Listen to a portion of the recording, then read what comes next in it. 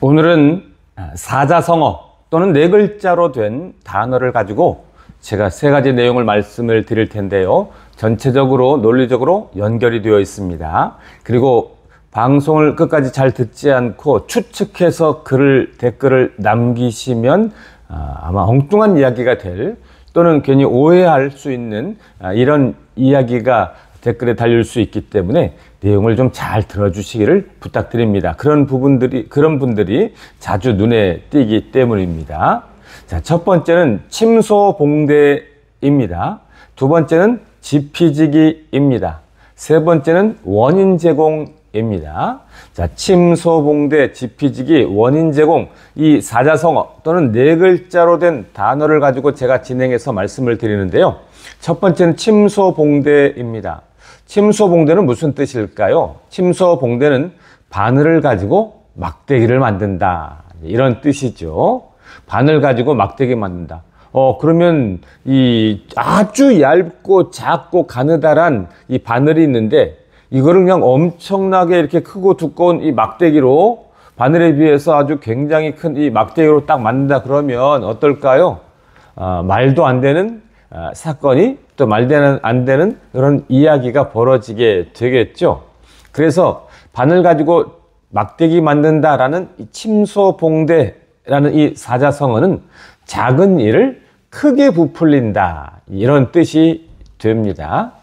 작은 일을 크게 부풀린다라고 이렇게 얘기를 할 때 어떤 것들이 있을까요? 그냥 한 사람이 이야기한 것을 전체가 말한 것처럼 이렇게 침소봉대하는 것, 크게 부풀리는 것, 이렇게 이야기할 수가 있는 것이죠. 예를 들어서 뭐 10,000명 중에 하나, 10만 명 중에 하나, 15만 명 중에 하나, 이런 것에 불과하게 정말 아주 작은데 그거를 너무 크게 부풀린다, 침소봉대한다, 이렇게 이야기할 수 있는데, 이런 침소봉대하는 이런 것들 정말 우리가 많이 경험해서 그것 때문에 가슴 아프기도 하고 또 답답하기도 하고 안타깝기도 하고, 때로는 침소봉대하는 이런 이 기사들로 인해서 마음의 분노도 생기고 이런 일들이 많이 생기죠. 그러면 우리는 어떻게 해야 될까요? 두 번째가 이제 지피지기인데요. 지피지기는 적을 알고 나를 안다 라는 뜻입니다.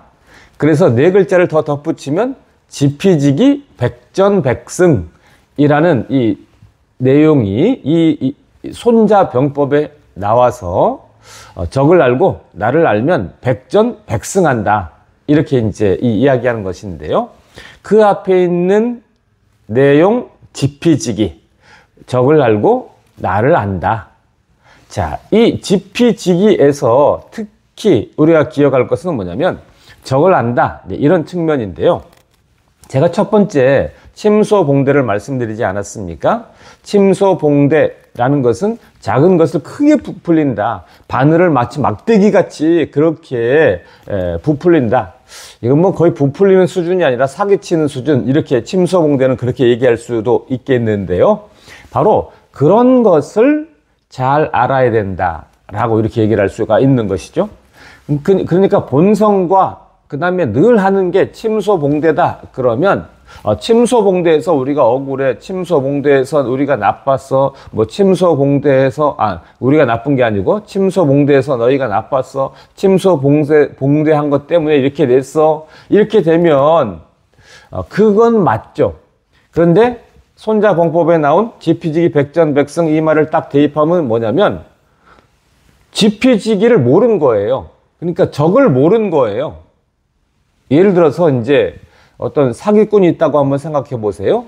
사기꾼과 내가 일을 하다가 돈을 엄청나게 날렸어요. 그럼 사기꾼이 나쁜 거 맞죠? 사기꾼이 잘못한 거 맞죠? 그런데 한편으로 뭐냐면 그 사기꾼을 알지도 못하고 그렇게 넘어가서 그렇게 한 것도 상당히 아쉽다라고, 잘못됐다고, 또 안타깝다라고 할 수가 있잖아요. 이게 무슨 말이냐면 침소봉대하는 기사들이 나오고 침소봉대하는 기자들이 있을 때 당연히 그게 나쁘죠. 그러니까 당연히 그게 나쁘고 그게 못됐고 그렇게 하면 안 된다라는 걸 전제로 해서 말씀을 드리는데, 그 다음에는 뭐냐면 기자들이나 기사들이 침소봉대하는, 다 그런 건 아니지만 침소봉대하는 기자나 기사들이 있다는 거를 우리가 알고 인식을 해야 된다는 것이죠. 그래서 침소봉대하게 하지 않도록 해야 되는 것인데요. 그게 어디에서 나오냐면 바로 지피지기에서 나온다라는 겁니다.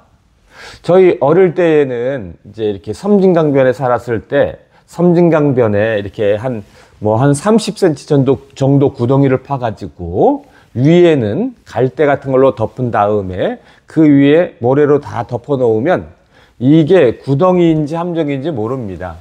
그러면서 같이 우리 달리기 하자, 달리기 시합하자 하면서 이제 이 모르는 아이들이 이렇게 왔을 때 달리기 하면서 자기는 이제 피하는데, 그 늦게 온 아이나 모르는 아이는 그 구덩이에 폭 빠지면서 그냥 재미나게 웃는 이런 일들이 이제 어릴 때 재미나게 장난처럼 그렇게 이제 있곤 했는데요.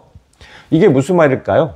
그렇게 함정을 만들고 하는 이런 것들이 실제로 이제 이 발생을 하는데요.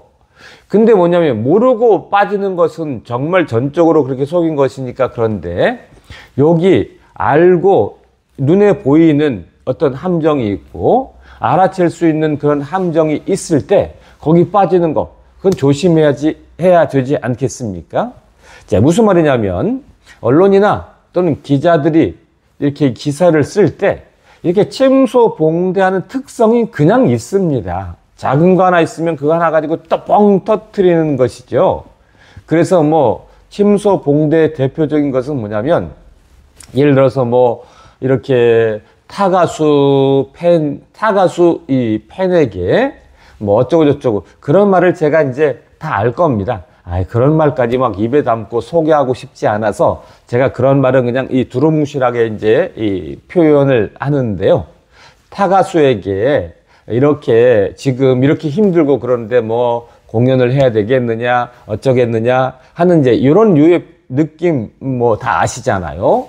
또 그걸 실제적으로 얘기하면 또 지금 또 분란 만드니까 제가 이제 두루뭉실하게 얘기 안 하는데, 이런 것들이 딱 있을 때 말하자면 언론이나 기사는 이런 거를 무시해 버려야 돼요. 이건 말도 안 되는 이야기니까. 근데 그걸 침소봉대해서 또 기사화시키고, 그러니까 여기에서 우리가 이제 2차적으로 알아야 될 것은 뭐냐면 바로 지피지기라는 말대로 기자 중에 일부가 또는 기사의 어떤 일부는 이렇게 꼭 침소봉대하는 사람들이 꼭 있구나, 침소봉대하는 기자가 꼭 있구나, 이렇게 우리가 이제 이해를 하고 침소봉대의 특징을 갖고 있는 이 기사나 기자나 언론들에 대해서 우리가 지피지기 정신으로 원래 그렇다라는 것을 우리가 이해를 하고 알고 있으면서 이제 조심해야 될 필요성이 있는 것이죠. 자, 그러면 어떻게 해야 될까요?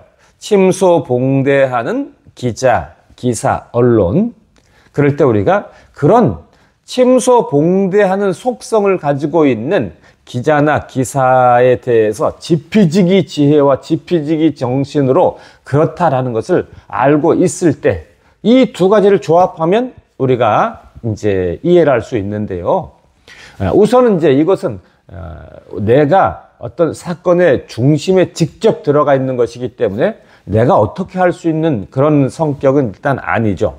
그래서 이제 물밑에서 공지 같은, 당부 같은 이런 톡이나 또 이런 이야기가 이제 제공되는 것을 부드럽게 종합해서 이 말씀을 드리면, 무리한 댓글, 지나친 댓글을 조심해야 된다라는 겁니다. 무리한 댓글과 지나친 댓글을 달면 침소봉대가 됩니다. 너무 무리하게, 너무 과격하게 이런 댓글을 달면 침소봉대가 된다라는 것이죠.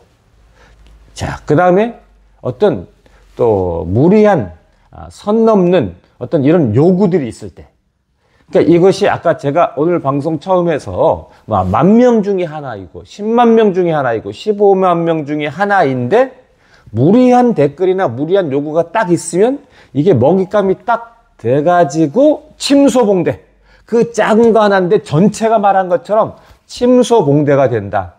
그런 기자나 기사의 특징이 있다는 걸 우리가 지피지기 정신으로 알아야 된다라고 말씀을 드렸잖아요. 그래서 무리한 요구, 엉뚱한 요구 이런 것들이 없어야 됩니다. 또 말도 안 되는 어떤 글은 어떨까요? 내가 예의를 갖춰 해명해야죠. 예를 들어서 아까 제가 이렇게 타 가수와 관련된 어떤 글이 있을 때 저는 그것을 안티가 한 거라고 생각을 합니다. 아마 진심인 팬은 그런 댓글을 쓸 수 없죠. 쓰지 않죠. 그러니까 안티가 썼을 때, 자, 그 밑에다가 이제 내가 또는 어떤 다른 사람에게 전달하고 그럴 때 그것을 너무 과격하고 무례하고 막 욕하면서 이렇게 하게 되어지면 이것도 침소봉대될 가능성이 있습니다. 그래서 파악을 하되, 아, 이거는 안티가 쓴 겁니다. 우리가 쓴 거 아닙니다. 라고 내가 이제 객관적으로 그리고 선 넘지 않는 표현으로, 무리하지 않는 표현으로 내가 표현한다. 라는 겁니다. 뭐, 일상생활을 다 같이 하고 계시니까 아시겠지만 내가 상대방에게 뭐, 아내나 남편에게, 부모에게, 자식에게, 친구에게 이야기를 할 때 내가 감정을 빼고 과격한 표현을 빼면 그 이야기가 전달됩니다. 그런데 아무리 옳은 이야기도 과격하게 하면 사람들은 바로 그 내용을 듣지 않고 감정을 들어서 충돌만 생깁니다. 그래서 이상한 안티가 한 이 어떤 그런 말들이 있을 때, 그리고 또 경우에 따라서 판단력이 부족하고 또 말이 안 되는 이런 표현들이 있을 때에도 내가 의사 표현을 할 때 내가 정중하게 예의를 갖춰 표현하는 또는 객관적으로 표현하는 이것들이 필요하다라고 이렇게 얘기를 할 수가 있겠죠. 자, 왜 그럴까요? 이제 이 원인 제공이라는 측면인데 바로 그렇게 내가 침소봉대하게 하는 원인 제공을 하면 안 된다. 내가 침소봉대하는 기사가 나오도록 그런 원인 제공을 하면 안 된다라는 겁니다. 그래서 나는 원인 제공하지 않고 반대로 다른 사람이 원인 제공해서 침소봉대된 말이나 기사가 나왔을 때에는 또 다른 침소봉대, 2차 침소봉대가 나오지 않게 나는 내가 내 품위와 품격을 지켜서 말을 한다 입니다. 자, 거기에서 또 이런 말들을 하시죠. 아, 우리가 화나는데 어떻게 예의를 지킬 수 있냐라고 말하는데 내가 화나도 2차 침소봉대가 나오지 않게 내가 격을 지킨다는 겁니다. 격을. 쉽게 말하면 욕하지 않고 나쁘게 말하지 않는 이 표현법을 지키면 나는 원인 제공한 것에 대해서 가타부타 딱 해명하고 이야기할 수 있으면서 내가 원인 제공에 대해서 해명한 것을, 의견 제시한 것을 가지고 또 다른 침소봉대가 나오지 않게 한다라는 의미가 되겠습니다. 자, 어려운 시기를 보내고 있습니다. 그리고 또 오늘도 어려운 날이 되리라 예상이 됩니다. 이럴 때에 제가 사자성어 4글자로 된 단어 침소봉대, 지피지기, 원인 제공 이 내용을 논리적으로 말씀을 드렸는데 끝까지 잘 들어주신 분들은 잘 이해하셨으리라 생각이 되고 끝에 말씀을 드리면 앞에 살짝만 듣고 막 저한테 공격하시는 분들이 좀 종종 계셔서 좀 내용을 끝까지 들으시면 좋은데 끝까지 안 듣고 그냥 잠깐만 듣고 자기 추측 얘기를 막 해서 저를 공격하시는 분들이 계셔서 좀 안타깝습니다. 그러나 어쩌겠습니까? 그것도 또 이런 때 제가 받아들이고 견뎌야 되겠죠? 자, 감사합니다. 고맙습니다.